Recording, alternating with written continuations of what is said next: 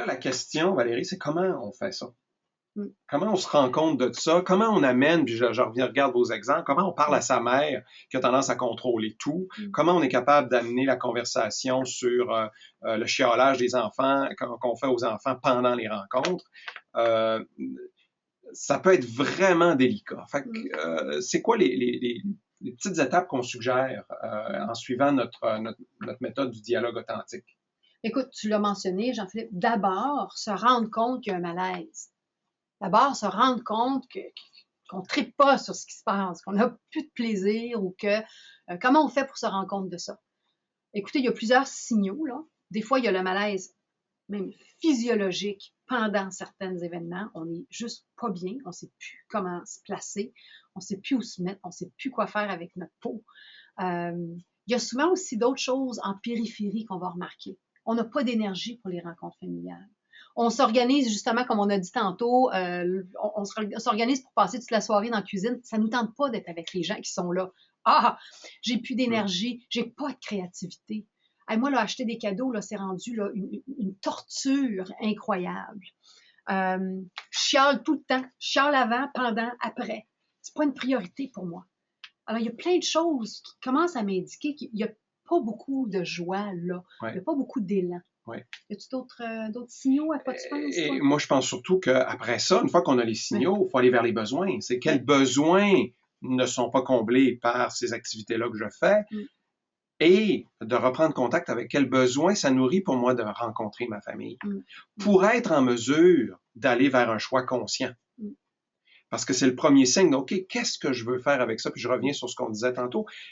Et en fait, il y a autour de 3 choix qu'on peut faire. Je vais juste ralentir un petit peu parce que tu viens de dire beaucoup de choses. OK. Moi, je vais accélérer un petit peu parce que tu veux. Parce que je veux les écouter un peu plus. Fait que là, on est en négociation. En négociation. Je veux juste nommer, donc, se rendre compte qu'il y a un malaise. Oui. Je rajouterais peut-être juste identifier qu'est-ce qu'on n'aime pas. Bien identifier. Oui. Qu'est-ce qui ne fait pas notre affaire là-dedans? Puis à quoi ça touche? Qu'est-ce qui, en nous, est désagréable par rapport à ça? Ça touche à quoi? À quelle valeur? À quel besoin? À quelle aspiration? Donc, pourquoi on a des relations familiales? Pourquoi on continue de voir nos familles? Qu'est-ce qui est important pour nous là-dedans? Après ça, donc, nos choix qu'on a. Une fois qu'on a identifié des choses qui ne faisaient pas notre affaire. Oui. 3 choix. Et ça, je vous conseille de faire ce choix-là avant de vous rendre à la rencontre. Quand on est énervé par le comportement de notre beau-frère face à ses enfants, probablement que ce que je vous dis là, ça ne fonctionnera pas. Pensez-y avant. C'est pour ça qu'on donne cette conférence-là avant Noël. C'est pour vous donner un peu de temps d'avance. 3 choix importants. Une fois que j'ai identifié mes besoins, soit on peut accepter que c'est comme ça. Puis de réellement dire, OK, ça a assez de sens pour moi d'aller à ces rencontres-là familiales ou de participer à ces activités-là sans que j'aie besoin de changer rien. Et donc, je m'assois dans ces besoins-là qui sont comblés, que c'est suffisant, puis que j'ai pas l'énergie non plus pour changer nécessairement, faire changer les choses. Et donc, j'accepte. Choix 1. Puis l'idée, c'est de vraiment être en paix. Oui. D'être en paix pour arrêter ce ressentiment-là qui s'accumule. Est-ce qu'on arrive à être en paix, sincèrement? Et sincèrement donc, en paix. C'est cette première option. 2, arrêtez d'y aller. Si vraiment, et l'effort de renégocier, et cette incapacité-là d'être en paix, puis de pas avoir de ressentiment face à ces rencontres-là, on peut aussi décider d'arrêter d'aller. Ça va aussi causer des vagues. Ça ne sera pas nécessairement facile, mais c'est certainement un choix qui est possible. Et le 3e, et nous, il faut dire que nous, on est adeptes de cela, hein, parce que c'est ça qu'on aime.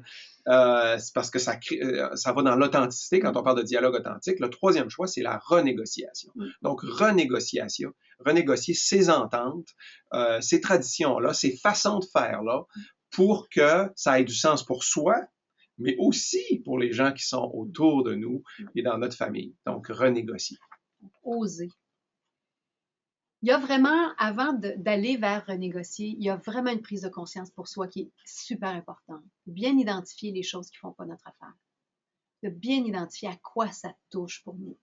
Ça nous prend, il faut se prendre un moment pour vraiment ancrer ça, pour amener du sens aussi.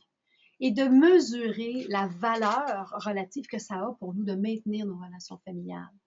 Parce que si c'est très important, ça va aussi amener un contenant sur comment on va avoir ces conversations-là.